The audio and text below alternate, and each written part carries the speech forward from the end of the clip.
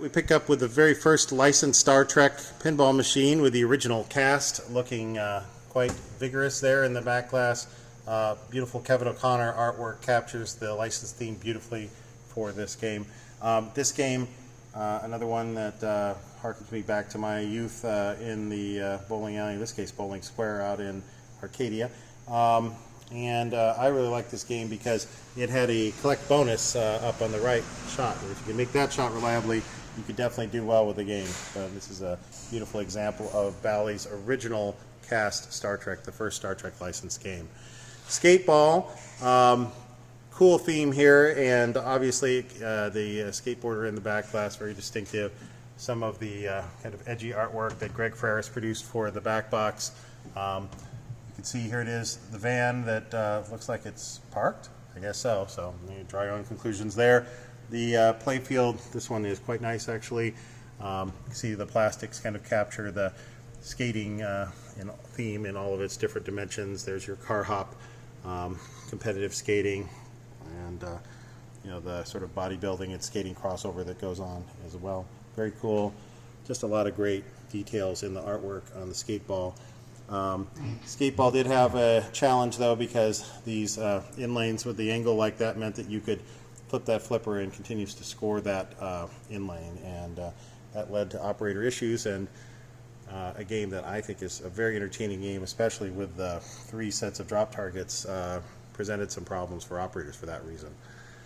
Bally produced Bobby Orr's Power Play in honor of a player that played for the Chicago Blackhawks for, what, a year? And so they were hoping for better. Dave Christensen obviously did a great job here with his line work. You can see he was always a master of the line work, and the detail you can see in Bobby Orr there, just great. Every bit of the artwork detail in the back glass, just phenomenal. One of the best sporting back glass for pinball machines probably ever made. I think my favorite. Classic pinball layout for the game. You're basically shooting those 2 sets of drop targets and then trying to shoot up the left and the right. It creates a game with great flow and still a fun game today. $6 Million Man, another Christensen title, and the only 6-player pinball machine up to that point anyway. So actually 6 sets of displays. Once again, we focus on some of the details of the artwork in the back glass just to see exactly what was possible with Christensen's line drawing capabilities and the detail on the artwork. Really, again, capturing that theme in an amazing way. Cool work on the playfield as well, and on the butyrates and the plastics of the playfield. You can see that even up in the ball arch, there's some great details as well. One of the best classic pinball machines, the classic artwork on the bumper caps with the flags, and just a great playing game with the 5 drop targets on the right, and working to make the bionic power score as well. That's $6 Million Man. I got to ask Kevin O'Connor once at a pinball expo what inspired him to make Silverball Mania, and he basically replied in terms of the artwork, this is what happens when you basically give a young guy artistic freedom, and I can understand that. So there's the theme of the game, of course, is kind of an homage, I guess, to the Silverball in all of its forms, and this is what happens in the back glass. You can see there's also a little tribute to Bally Wizard that's going on in the detail of the art. So we're definitely seeing a game that was quite striking with this mirrored back glass when it came out. The sort of fantasy theme kind of carries out onto the playfield as well, with another classic layout that has a turnaround shot that advances your bonus multiplier. If you can make it repeatedly, you are going to win this game as you spell out Silverball Mania. And you can see just how the art fills out the entire game. It's one of the great games from the time when it wasn't always necessary to have a licensed theme. Dolly Parton is a game that actually has kind of an interesting history behind it. There was a dispute with the management that determined whether she would be kind of depicted as she was progressing from being a more traditional country artist to being a more cosmopolitan country artist. And so the compromise was that the back glass actually shows her as very kind of an up-to-date in her sort of cosmopolitan style, with the way that Christensen did this version of the back glass. But the playfield art captures her as the country girl that she always was as well. And so Christensen, again, just an amazing game. The detail on the line art, beautiful. Captures the butterflies that are Dolly's theme in the ball arch on the top, the inline advanced bonus targets, and the top gives you some kind of semi-random work to complete the Dolly and Dolly Parton, which again acts as kind of a play equalizer between players of different skills. On the side of the game, you can see the Dolly that's on the side of the cabinet, and originally there was a country-style Dolly as well on that, and that was deleted when the country-politan style was advocated by her agent. Centaur, this is a Paul Ferris masterwork. What can he do if he did a game in black and white? This is the answer. The details on the back glass obviously have some color highlights and not exactly black and white, but again, an amazing depiction of the theme. Paul Ferris's imagination and fantasy themes just coming to the fore in great art package for this game. Centaur has a number of great features as well. The inline or trap ball with the inline targets, and just tremendous playfield art package. As you can see, some of the details on the playfield art that Ferris did as he executed this, just amazing. One of the early, very classic games that occurred as Paul Ferris was leading the art department at Bally. Really amazing and outstanding piece of pinball art, and certainly a game that is always going to be considered one of the classic Bally solid state games. Into a Kevin O'Connor game, Flash Gordon, from the art perspective again. Once again, we capture that theme perfectly, the flashlight in the center, and then the way that he's able to capture the lead characters just so convincingly. The placement of the relative characters and the details tells a story in the back glass. The game itself also has one of the most, I think, striking playfield art packages as well.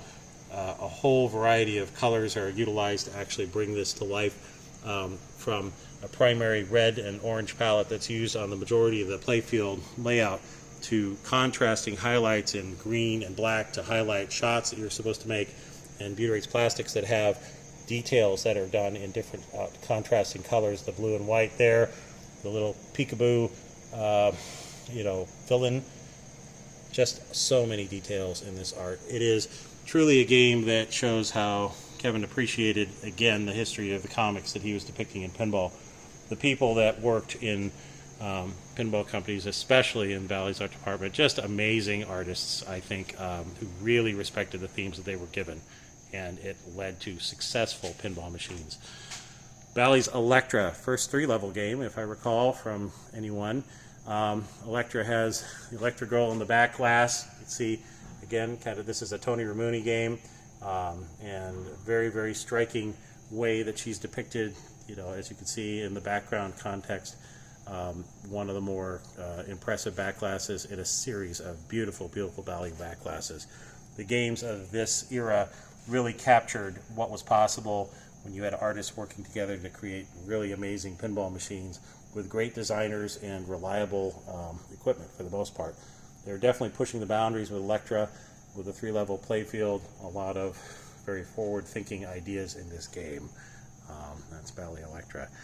Spectrum, one of the absolute classics, because in this game you are basically having to play along in being able to achieve the objectives of the game, and this is very cool. You are trying to guess the computer's color code as you are playing the game. The game gives you clues. It actually requires that you pay attention to the instructions, and this is something that I always recommend whenever you're playing a new pinball machine.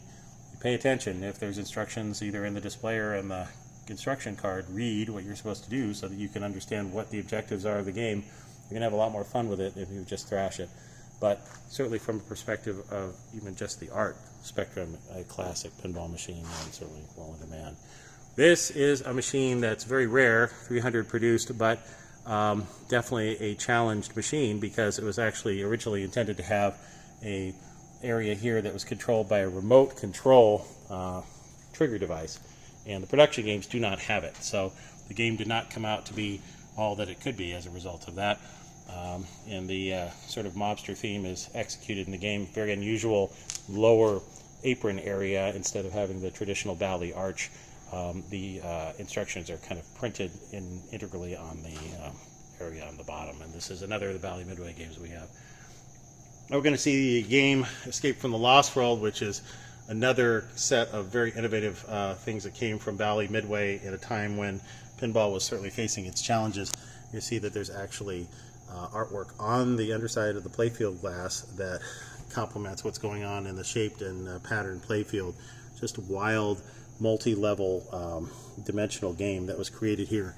And you can see how all of the artwork on the top of the different levels kind of plays out to affect and give you a multi-dimensional experience with looking at the main playfield level, the sub-levels of the playfield, of the various higher levels. You're basically playing in a complete earthen environment, if you will, to kind of call back that Lost World dinosaur theme. This game, several years later, inspired the very last pinball machine that was made by Bally Manufacturing before they were acquired by Williams, and this is Blackwater 100, the end of an era that started in 1931 with Ballyhoo, a very simple game with pins on a board, ended here with Blackwater 100. This motocross themed game is just another amazing dimensional game, just like Escape from the Lost World, its inspiration. You can see the different levels. This game starts out as a multi-ball game and is, again, very unconventional, very innovative game that's completely unlike anything that was produced before it.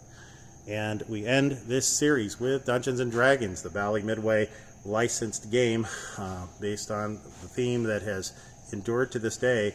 This is a relatively scarce pinball machine because this theme has never been executed again in a license. I wonder one day if it will be. As far as I know, it hasn't been relicensed for this purpose. But the playfield art attempts to capture the basic, themes of playing D&D. Obviously, the rule play is not really a lot to do with the dice-centered approach of actually playing D&D, but it's definitely cool to have the pinball machine inspired by the game. And that brings us to the end of today's videos. You're going to look for some more that are going to be posted tomorrow, as we've seen the history of pinball kind of unfold here at the Captain's Auction. The auction is on this Saturday, October 15th, and hope you've enjoyed the video.